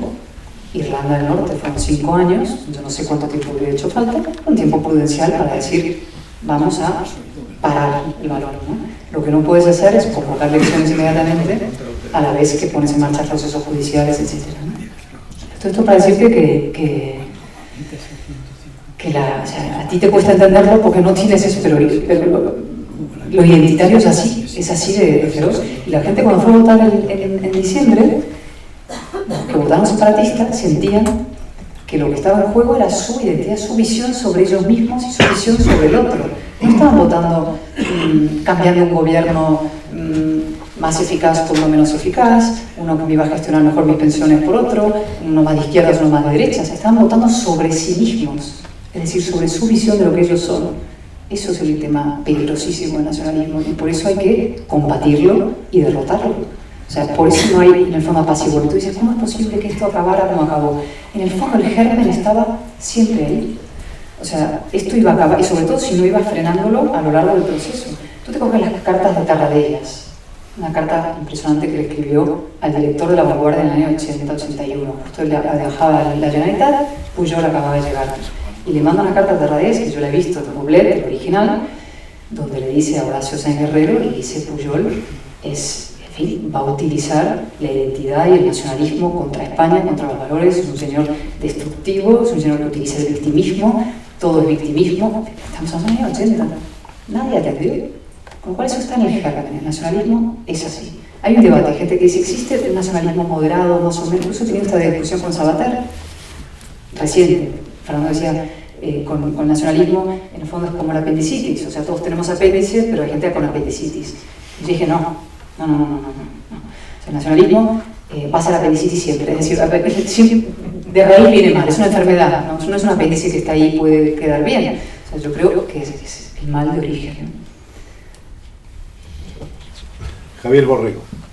3 cositas. Lo primero, Cayetana, muchísimas gracias por lo que escribes, por lo que haces, por tu ejemplo y gracias por lo que dices. Segunda cosita, por favor, no te canses nunca. La mujer nos da muchas veces ejemplo a los hombres. Esa fortaleza masculina, desde la Biblia, muchas veces la mujer fuerte, la que marca el camino hacia los hombres. Y en España, con mujeres como tú, muchos hombres hay que ir detrás. Ni te canses ni te desanimes. y sigue como está. Y tercero y último, permíteme una pequeña venda. Totalmente de acuerdo que el 8 de octubre de la manifestación fue un hito histórico, pero vamos a unirlo al 3 de octubre, discurso del jefe de Estado. Muchas gracias. Te agradezco a ti, Javier. Si lo que tú has hecho por todos nosotros en Estrasburgo, te lo debemos, estaremos en deuda siempre. Luego vienen otros y estropean las cosas buenas que se hacen, pero eso no quita al contrario, pone más aún en valor lo bueno hecho por ti por defender nuestra democracia, ¿no? Cansarse, no, nadie tiene que cansarse. O sea, ellos cuentan con nuestro cansancio. El cansancio español ha sido el gran aliado del nacionalismo, la desidia y el cansancio. Y lo último, el rey, efectivamente. Yo creo que el rey, o sea, esa mañana que os he relatado cuando volvimos, los que veníamos de la trinchera y llegamos a Madrid y vimos todo un estado de postración y depresión, yo creo que el rey también eso le llegó y dijo, se me cae el país. Literalmente se caía el país. Porque se caía no por lo que hubiera ocurrido en Barcelona y en los pueblos y con digamos, los efectivos policiales de la Guardia Civil, se cayó por la desmoralización de aquí. Y la gente se pasó todo el día viendo La Sexta y creyendo que lo que decía La Sexta era la verdad sobre cosas y que había habido un apaleamiento general, una represión brutal y que efectivamente somos unos franquistas, autoritarios, fascistas, represores y etc. Y el rey fue decisivo. Y mucha gente no entendió eso. Yo hablé con amigos, el propio John Eliot, con el que mantengo una maravillosa y magnífica relación. Me dijo, no, el rey estuvo demasiado severo, tenía que haber hecho algunos gestos. Y dije, no, lo que para la riada, literalmente, se mandó parar. Y eso justo coincide con las salidas de empresas y la movilización que yo empecé a ver ya el lunes o el martes, espectacular. El lunes o el martes, que no sabe también, empezamos por WhatsApp a movilizar, etc. Entonces había más gente que nos llamaba de Málaga, de Sevilla, de Canarias, amigos de fuera, de Berlín, todo el mundo, trenes. Yo todavía mantengo algún amigo en el gobierno, parezca posible, y hice un manejo. Oye, ¿existe una posibilidad de que se pongan más aves? Porque no hay suficientes espacios en tren. Y añadieron vagones, añadieron trenes, cosa espectacular. Y el rey fue decisivo. Y la gente gritando en la manifestación, ¡viva el rey! En Barcelona. Gente de izquierdas, que los he visto. Gente de los barrios obreros que bajaban desde los suburbios de Barcelona cantando ¡viva el rey! ¡Viva España! O sea, estas cosas son muy importantes. Juan Díaz Nicolás. Ya. Yo te había leído mucho, Cayetana, pero no te había escuchado nunca. Me alegro de haber estado hoy aquí, en este club liberal. Confirmas las expectativas que tenía.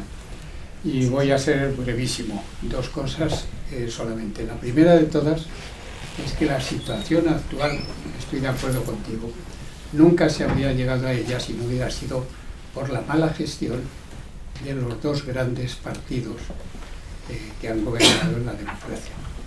La culpa no hay que buscarla en otros. Si la primera vez, es decir, cuando se rompe el pacto constitucional entre derecha e izquierda, fue entre las elecciones del 93 y las del 96. Todos sabemos por qué, y ahí hubo un abismo y ya no se han vuelto a encontrar nunca, por lo menos hasta ahora. Solamente se encuentran para tapar algunas de las cosas que sabemos de corrupción. Son los únicos acuerdos que se hacen. La segunda cuestión, por tanto, no busquemos la responsabilidad en los catalanes, ni en los vascos, ni en los mallorquines, nada. La primera vez que el PP o el PSOE necesitaron algunos votos para sacar adelante algo, en lugar de pedirlo a los nacionalistas, porque se sabía que eso era chantaje, lo podían haber hecho, y así se ha hecho en otros países, sin necesidad de hacer gobiernos de coalición, era, por favor, que 5 de vuestros diputados voten esto porque es una cuestión de Estado. Y los dos partidos se han ocupado más de sus intereses que del Estado. Y eso por lo menos yo lo he escrito, lo he dicho y lo defenderé. La segunda cuestión, que es, lo has mencionado, el 155. ¿A quién se le ocurre hacer una intervención de la autonomía para 1 mes y medio o 2 meses? Es que ¿qué asesores tienen que no les digan que las actitudes, es decir, la intención de voto, no se cambia sino cambiar las estructuras de poder? Por eso Inglaterra intervino 5 años. Y aquí, ¿qué se iba a cambiar en mes y medio? Nada. Por tanto, incompetencia total. Nada más darte la enhorabuena. Me alegro de haberte oído. Gracias. Un apunte sobre lo último del 155. No fue incompetencia, fue algo bastante peor que miedo. Mucho miedo. No he querido decir. Yo siempre pongo el caso de la legalización de Batasuna. No pasó nada. No pasa Se va a nada. caer el mundo. Se va a caer el mundo. Yo justo llegué a trabajar en el periódico Mundo como de becaria, me dejaban escribir en una editorial de vez en cuando, y coincidiendo con eso, y con ese proceso. Y me acuerdo del propio periódico y decía, ay, pero es una cosa, ¿cómo se me ocurre ganar? Pero esto se va a incendiar. No pasa nada. Todo depende de la fortaleza que tú tengas, ¿no? José Luis Gutiérrez, me parece que Estaba Guti, sí. Y nada, miedo, o sea, puro miedo, y intentar patear. Cuando Rajoy, la famosa rueda de prensa en la que anuncia el 155 y al final de la rueda anuncia elecciones, yo me quedé, lo anunció con miedo. Dios, Con sí, miedo. pero todo el mundo sabía decir, qué treta, qué brillante, qué operación genial. Y yo pensando, genial, esto es, o sea, si le sale bien, alabado sea, y no tengo palabras, pero el riesgo es enorme, porque como tú dices, empezando por TV3, que es fundamental. O sea, el que no Primero era la entiende que la educación propaganda... y la información. ¿Eso por qué no interviene? Por miedo, porque creen por miedo. Pero es que el miedo es muy importante. O sea, para entender a Rajoy hay que saber que el miedo es un factor muy importante. Es decir, la aversión al conflicto es brutal. Y la política es conflicto. Y en un país como el nuestro, estás abocado al conflicto. Pues que el conflicto es necesario, porque tú defiendes una posición activa y enérgicamente, y el que está enfrente te agrede y tú te defiendes y más, no pasa nada. El conflicto es parte de la política, es como el debate. No, es que yo no me gusta el conflicto, yo no voy a debatir, pues está liquidado. Aquí muchos somos muy taurinos y cuando le preguntaron al gran maestro ¿qué hay que ser para ser figura al toreo? Dijo, hijo mío, cumplí las 3 Bs, voluntad, valor y huevos. Ha fallado bastante. Muchas gracias por la exposición, que ha sido maravillosa. Yo diría otra cosa, el rey paró el golpe internacional, que parece que no, pero era muy fuerte. Y otra cosa adicional que nos encontramos en la manifestación de Barcelona, que era lo más emocionante de todo, era que los de allí te daban las gracias en cuanto ibas por la calle, decías, muchas gracias por haber venido, muchas gracias por estar aquí. Y luego, por muchos aves que pusiesen, por muchos autobuses, por muchos aviones, ¿de aquí cuántos estuvimos? Si no podemos estar más. Si es que de allí había muchísimos más, si estaba todo lleno. O sea, por mucha infraestructura que hubiese. Y sobre el proyecto de España, yo creo que el proyecto de España también es muy importante, y luego al final va una pregunta, está en los detalles. O sea, muy en los detalles. Lo primero que hemos dicho, no descargar todas las responsabilidades en los partidos políticos y esa diferencia. Yo creo que el primer detalle negativo es hablar de sociedad civil. No hay sociedad civil, hay sociedad. Y luego la sociedad tiene unos servidores públicos que no se dedican a la política, otros al ejército, pues no existe. O sea, hay una sociedad. Y lo que pasa es que el individuo tiene que tomar las riendas de la sociedad. Y eso es lo que ahora se llama sociedad civil, pero como si fuese un aborregamiento, no. Es una sociedad y ese individuo tiene que tomar las riendas de la sociedad. Luego, lo segundo, y ahí va el grave problema de Rajoy, y un poco por eso es, y esto también es un pequeño detalle, no se puede aspirar al consenso por encima de todo. Y TV3, ¿por qué no lo hizo? Porque el PSOE se plantó, pues hay momentos en la vida, y no solo en la vida política, sino en la vida pública, en los que hay que aspirar a hacer lo correcto. Y eso es lo que hay que intentar.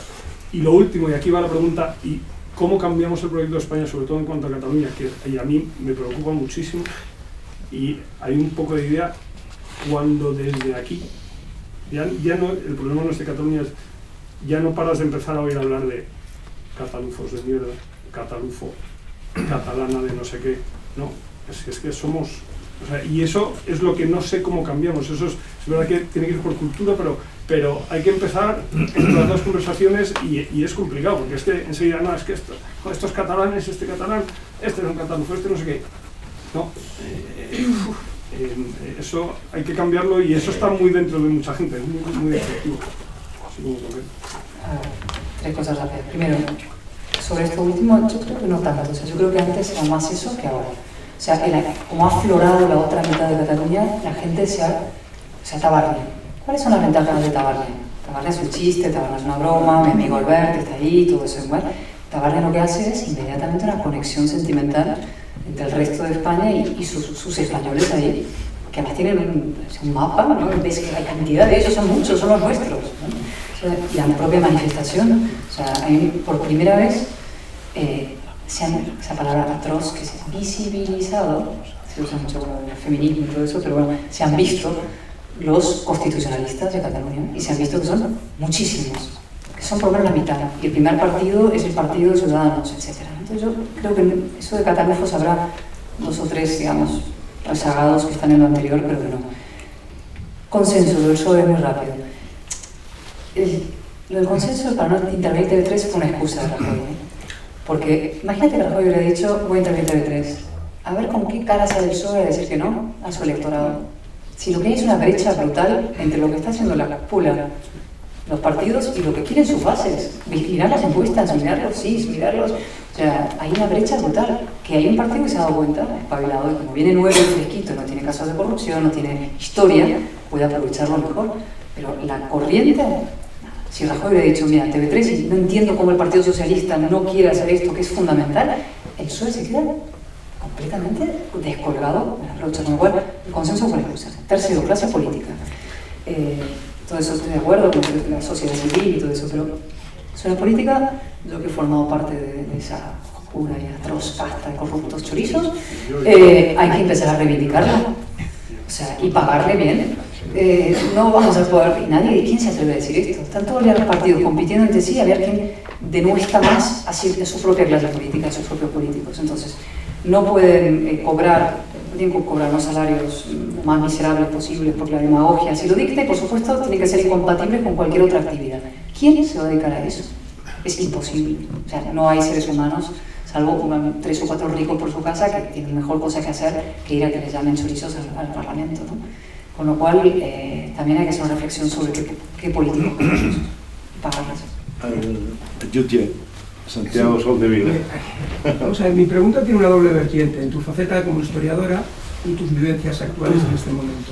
Como historiadora, lo sabes muy bien, John Eliot escribió un libro muy importante sobre esta materia, La rebelión de los catalanes, un libro, yo al que no lo haya leído se lo recomiendo vivamente, se escribe en 1963, por lo cual está fuera de toda duda de que esté influenciado por el momento actual, y se escribe en Oxford, o sea, nada que ver con cualquier influencia. Ese libro termina con un análisis que luego creo que se repite o rima, como decís los historiadores, la historia se repite o rima.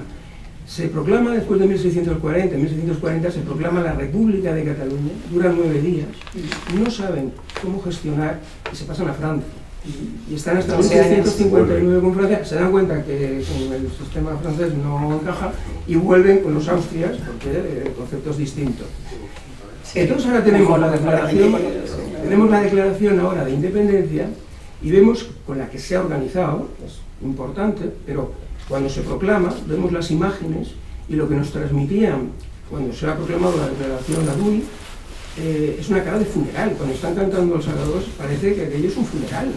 Quiere decir, miramos cualquier país que proclama su independencia, están contentos, están satisfechos. Aquello es un funeral. Y luego reconocen ellos mismos que una vez declarado, pues no tienen estructuras de Estado, o si las tienen escondidas, no se sabe muy bien. Incluso hay una entrevista famosa a Rufián, donde le preguntan sobre cosas muy concretas, el espacio aéreo, cosas, y dice, no sé, no tengo ni idea y no sé nada. Entonces, me resulta llamativo esto, es decir, se hace una guerra en el año 1640 que es tremendo, víctimas, muerte del virrey, en fin, una cosa importante. Ahora se organiza un escándalo que es de primer nivel, que ha desestabilizado el país. Y luego, cuando llegaría el momento de ejecutar, y decir, bueno, ya lo hemos hecho, y ahora, contentos, se desinfla el globo. Es decir, es muy raro, ¿no? Si no te parece extraño eso. Sí, pues podemos pensar que dentro de 100 años va a pasar algo parecido, dentro de 100 igual, y después a nosotros nos ha tocado ¿no?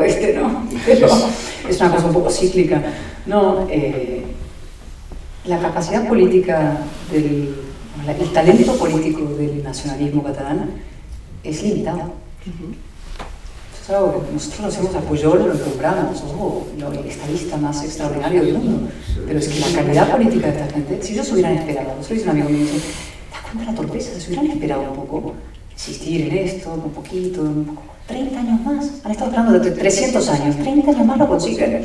Nos convencen a socialistas y populares de que la independencia es buena, pero no, se precipitan y quieren, ¡pam! ¿Me permites una pequeña introducción? Hay un artículo publicado en El País hace escasamente, yo creo que es una semana, de José Luis Álvarez, que es tremendo, que va en esa línea y dice, el problema es un problema demográfico. Si hubieran esperado, lo que dices tú, si hubieran esperado, llegan al 60% de la población. Yo le decía, la tenía en el Congreso, me sentaba al lado, tenía los de Esquerra justo al lado, porque los del PP me escoraron en la punta, entonces tenía los de Bildu aquí, los de Esquerra aquí, y luego tenía UPyD debajo, eran más amigos. Estaban muy peleados entre sí, pero eran amigos. Y entonces la Esquerra tenía a Joan Tardá, tenía a Alfred Bosch y a una chica que es alcaldesa de Vic, Teresa Jordà. Y hablaba mucho con estos. Siempre digo que me sorprendía porque Joan Tardá leía mucho Chávez Nogales y decía, ¿pero tú qué haces leyendo eso? Esas cosas raras que tiene. Y yo lo hablaba con Alfred Bosch, que era entonces portavoz. Y digo, ¿pero para qué estás yendo por la vía selvática de saltarse de ley?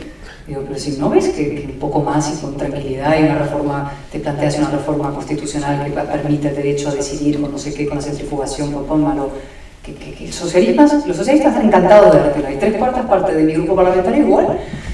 Y no, es que eso es una cosa misteriosa. O sea, falta olfato y falta talento, y se ha visto, y se ve en el nivel de los personajes. El más sabio fue Pujol, eso sí. Quedan 3 preguntas. Manolo Pino, Tonet Entrena y Juan Laguna. Ser breves para que no agotemos a nuestra conferencia. Quería dar las gracias a Cayetana por su intervención y por acompañarnos esta tarde. Y voy a centrar el tema en una posición suya sobre la reforma constitucional. Así que partidaria de la reforma constitucional nos ha dicho aquí esta tarde.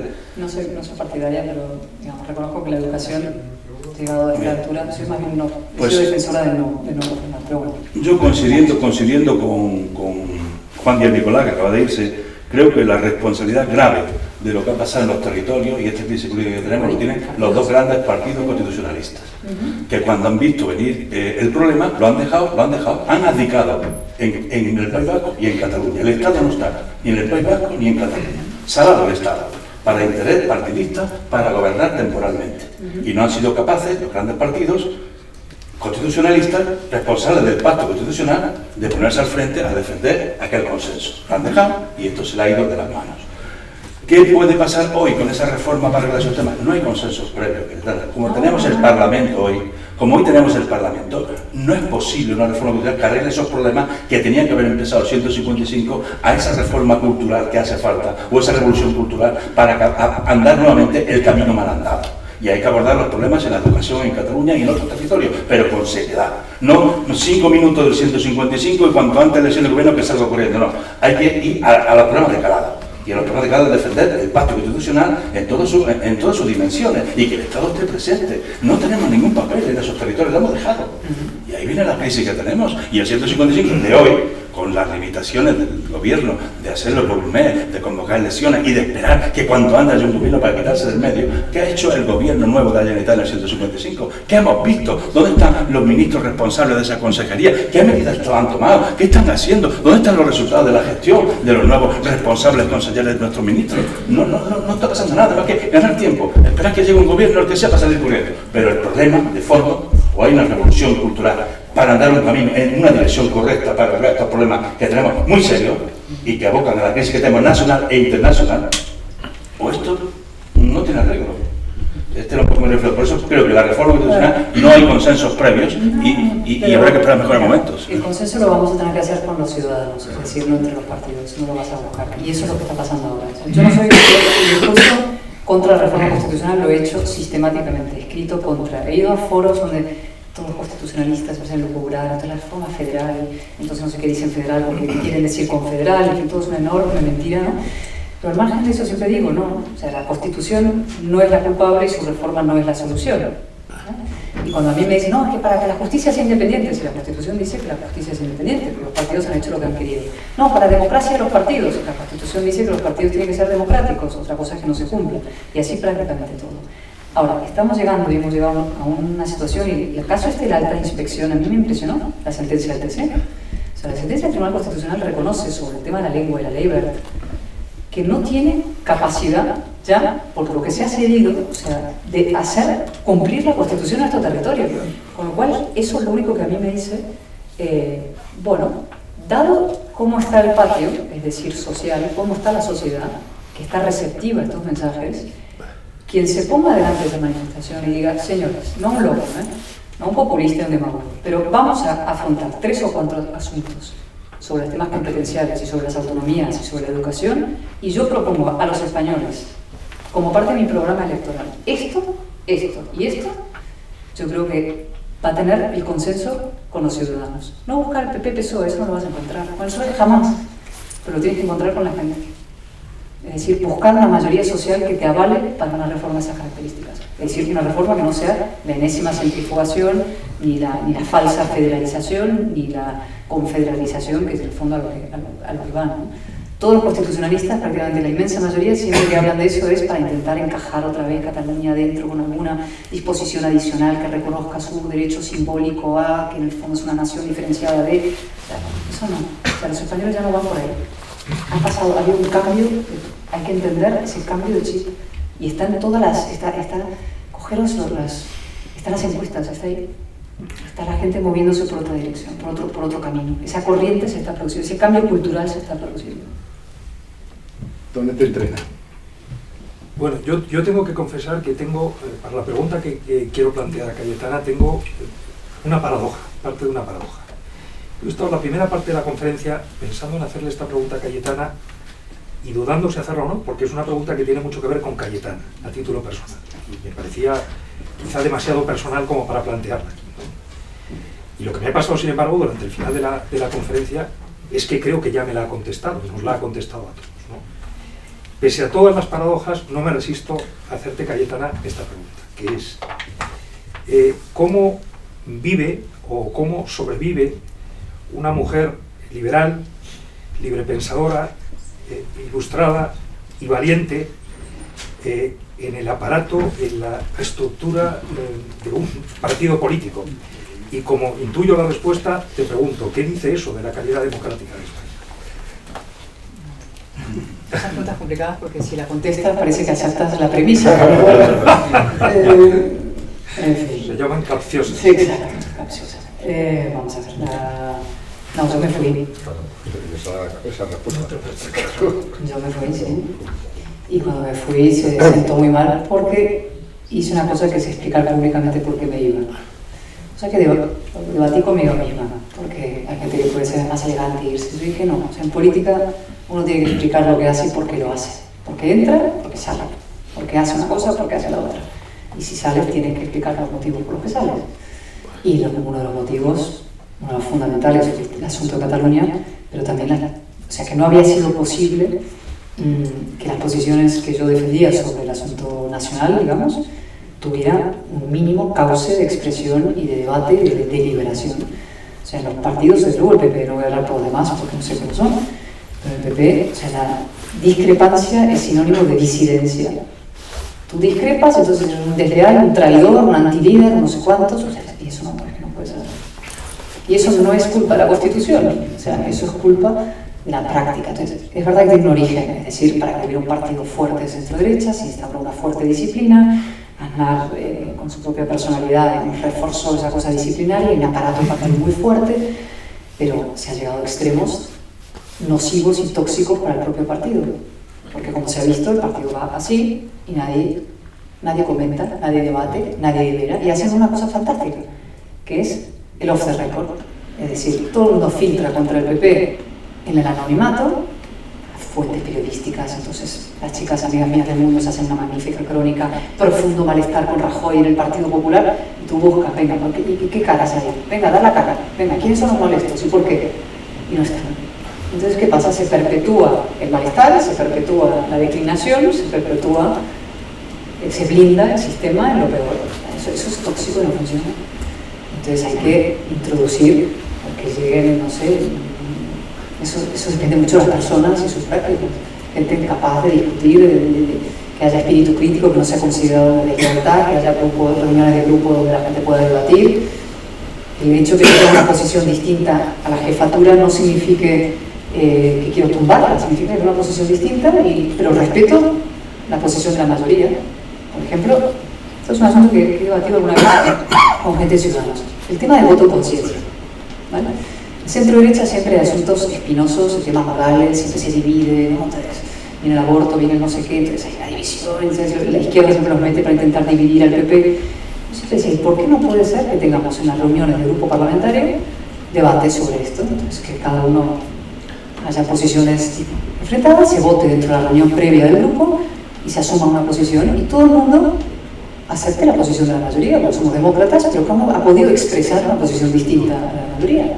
Y luego, si quieres, introduces incluso la votación en conciencia para algunos asuntos, aunque es discutible, más complicado, trazas el límite, pero que fuera normal, ¿no? Entonces lo que no hay, lo que hay es un silencio de los corderos. Y lo que va al PP, en el fondo, está en una crisis existencial. Yo creo que puede sufrir una sustitución por Ciudadanos, por la base. Yo creo que de 40 para abajo, 35 para abajo, la gente está yendo masivamente a Ciudadanos. Y ese partido nunca ha deliberado ni debatido su situación. Habrá muerto sin haber debatido su funeral, ¿no? Su enfermedad, eso. ¿Con Laguna? ¿No está con Laguna? Ahí está. ¿Qué tal? Buenas noches. Bueno, felicidades a Cayetana por lo que nos ha realizado. Voy a dejar nada más que una pregunta en el aire. Coincido con muchas cosas que se han dicho aquí, sobre todo con Díaz Nicolás, creo que ha puesto en el banco. Habréis hablado de miedo. ¿A qué se tiene miedo? Hay una frase del señor Pujol en el Parlamento de Cataluña sobre ramas y pajaritos. Tiene algo que ver con el tema. Estamos encubriendo algo con el miedo del Estado. Esa es la cuestión. No lo sé. Sinceramente no lo sé. Sé que se tiene profundo miedo político. ¿Pero qué es eso del miedo político? ¿A que alguien hable? ¿A que alguien haga otra cosa? No lo sé. O sea, porque solo puedo especular. en definitiva, el nacionalismo es un señuelo que ha estado tapando o ha servido para tapar otras cosas. Sí, y entonces, evidentemente, ni Convergencia era nacionalista, ni lo ha sido nunca, ni independentista menos. Y entonces lo que pasa es que le ha venido muy bien en un momento determinado ese movimiento que había. Y luego datos. Vamos a ver, el PSOE, partidario de la autodeterminación de los pueblos de España. Ahí no nos podemos asombrar. Segundo dato, la transición. Nosotros tenemos competencias de educación antes de la propia Constitución a Cataluña. ¿Por qué? ¿En función de qué? ¿Y a cambio de qué? ¿Por qué no está la educación entre las competencias que establece la Constitución, que relaciona la Constitución? Es que yo creo que o enfrentamos las preguntas estas con valentía, como haces tú, o si no seguiremos navegando. Gracias. No, gracias. No sé contestar, o sea, solo puedo elucubrar sobre los motivos más secretos, o sea, que el nacionalismo ha sido corrupto y corruptor, sin duda. O sea, lo que no sé es hasta dónde llega eso. El famoso caso Banca Catalana, que es importantísimo recordarlo, fue un punto de inflexión. A mí Juan Luis Cibrián reconoció que cuando el Banco Catalana, Pujol les montó un lío monumental porque el país empezó a publicar una serie de crónicas sobre el caso y ellos tomaron la decisión de dejar de publicar. Bueno, se dejó de contar. Y Banca Catalana es el origen. Si Banca Catalana se hubiera frenado a Pujol, no hubiera seguido el proyecto en marcha. Y Pujol le doblegó el pulso al Estado. Se lo doblegó, los fiscales que fueron a por él fueron tributados, los fiscales y no él. Prisa, que era todopoderosa en aquella época, también lo decidió proteger. Y, en fin, las instituciones tenían una magnífica relación con él. Y a partir de ahí... Un apunte. Estamos en 23 de febrero. ¿Qué sombras hay ahí? Bueno, pues vamos a darle 2 aplausos a Cayetana. Uno por la referencia y otro por el...